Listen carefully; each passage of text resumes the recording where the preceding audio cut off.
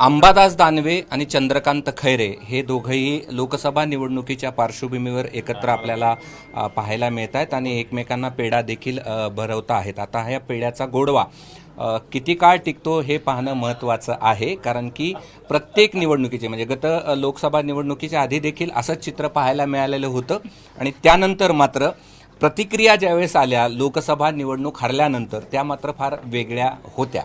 दोघंही आहेत आपल्यासोबत. खरं तर तुमचं कौतुक करायला पाहिजे की तुम्ही सगळे मतभेद विसरून चंद्रकांत खैरे यांच्या घरी त्यांना शुभेच्छा द्यायला आलात.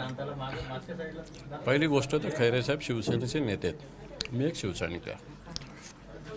शिवसेनेच्या संघटनात्मक सृष्टीमध्ये नेत्यांचा एक मान आहे, नेत्यांचा एक सन्मान आहे. तो पाळणं एक शिवसैनिक म्हणून माझी जबाबदारी आहे. शिवसेना प्रमुखानंतर पक्षप्रमुखानंतर नेते जे महत्त्वाचे असतात शिवसेनेत, आणि गैरसमज नेते आहेत. गैरसमज वगैरे तर घरातल्या घरात असे गैरसमज होत असतात ना, म्हणून काय घर थोडी तुटत असतं किंवा घर थोडी फुटत असतं. खैरे साहेब तर मी सतत त्यांना सांगतो, आमच्या जिल्ह्याचे पालक आमचे सगळ्यांचे खैरे साहेबच आहे. ठीक आहे, तर आम्हाला अधिकार आहे त्यांना भांडायचा. कसं भांडणार नाही आम्ही त्यांना? बिलकुल भांडणार, त्याला काय प्रॉब्लेम आहे? आपण भांडणं म्हणून काय आमचं घर थोडी तुटत असतं. तसे विषय असतात आमचे, बाकी त्याच्यावरती काही नाही. काय प्रतिक्रिया आहे? ते आले तुम्हाला अखेर शुभेच्छा द्यायला? नाही, अखेर नाही, ही मैत्री आहे, हे प्रेम आहे. आणि शिवसेनेत एक परिवारातलं एक परिवार म्हणून त्या ठिकाणी आम्ही सगळे एकत्र येतो. त्याप्रमाणे शिवसेना प्रमुखांनी आम्हाला आशीर्वाद दिलेला आहे. त्याप्रमाणे आम्हाला उद्धव साहेबांनी त्या ठिकाणी समज दिलेली आहे, प्रेमाची समज दिली, आणि आम्ही म्हणून दोघंही त्या ठिकाणी एकत्र आलो. आणि आता काही कुठेही मतभेद नाही. राजकारणात कोण कुणाचा गुरु आणि कोण कुणाचा शिष्य? नाही, आता इथे तर म्हणायला काही हरकत नाही, कारण ते कबूलच केले टी समोर. मी गुरु आहे, ते शिष्य आहे. काय आहे ना? आहे ना. मी सांगितलं शिवसेना प्रमुख आमचे गुरु आहे. खैरे साहेब पण ज्येष्ठ नेते, नेत्यांना गुरुचाच मान असतो शिवसेनेत. ते सुद्धा सगळ्या नेत्यांना जाऊन भेटत असतात. गुरुदक्षिणा काय देणार आहे?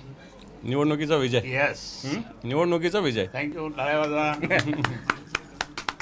बरं, हे सगळं तर तुम्ही एकत्र आलात, परंतु मी मगाशी तुम्हाला प्रश्न विचारला होता की तुम्हाला आता संधी मिळेल असं वाटतं का? की मागे जशी तुम्ही म्हटलं होतं की माझा पराभव दानवेंमुळे. आता मागचं काही काढायचं नाही, कधीही मागचं काढायचं नाही, पुढचं काढायचं असतं. आणि पुढे आम्ही जबरदस्तपणे विजय मिळवू, हा एक चांगला गुड संकेत या ठिकाणी आजपासून आहे. बरं बरं. मध्यंतरी तुमचं स्टेटस असेल किंवा इतर सगळ्या गोष्टी असेल, तुम्ही इच्छुक देखील होतात. आता हे सगळं संपलंय? संपलं. ज्या दिवशी सामनामध्ये यादी येत नाही तोपर्यंत इच्छा. ज्या दिवशी सामन्यात यादी आली त्या दिवशी इच्छेविषयी संपला, त्या दिवशी पक्षाचा आदेश. बरं, कोण आहे तुमचा आता विरोधक? आता कोणी असं एक तर एक सांगतो मी नाही, हे विरोधक नाही आहे, हे विरोधी पक्ष नेता आहे, हे विरोधक नाही आहे. पण कोणी असलं तरी त्या ठिकाणी आम्ही दोघं एकत्र असल्यामुळे समोरचे लोक घाबरणारच आहे. आणि समोर त्या ठिकाणी उमेदवार सुद्धा अजून कोणी येत नाही, आणि म्हणून तो येत नसल्यामुळे त्या ठिकाणी आम्हाला असं वाटतं की आता तर येणारच नाही, अशी परिस्थिती निर्माण झाली. मग कोणीतरी आज संदीपान पाटील भुमरे यांच्या मुलाचं नाव आलं. आज संदीपान पाटील भुमरे यांच्या मुलाचं नाव आलं. मला तर हसू आलं.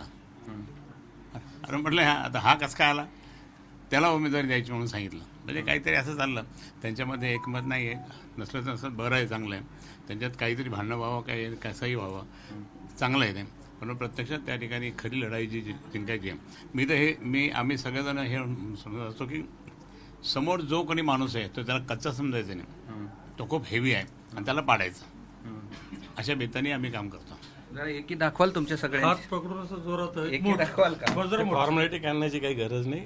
आज आपलं संघटनेचं काम करू, मतं मिळवू मस्तपैकी आणि विजय प्राप्त करू. हे दाखव. नाही, मला नको तुम्ही साहेब. नाही नाही नाही नाही नाही, तुम्ही नाही, तुम्ही नाही, तुम्ही कशा नाही नाही नको, नको मला, नको मला, काय करायचं वेळ ते मला नाही नाही नाही निश्चित आपण पाहतोय की हे दोघंही या ठिकाणी एकत्र आलेले आपल्याला पाहायला मिळत आहेत. आता ही एकी कुठपर्यंत टिकते हे पाहणं महत्त्वाचं आहे. लोकसभा निवडणुकीनंतर देखील हे असेच हसरे चेहरे त्यांचे पाहायला मिळतात का, हे देखील पाहणं महत्त्वाचं असणार आहे. खरं तर हे दृश्य जे आहे ते ठाकरेंच्या शिवसेनेसाठी निश्चित सकारात्मक आहे, परंतु ते त्याच वेळेस सकारात्मक होईल. हे दोघं इथं आपल्याला तनाने एकत्र आलेले दिसत आहेत, मात्र मनाने ज्यावेळेस एकत्र येतील त्याच वेळेस दोघांचाही मार्ग निश्चित सुखकर होईल.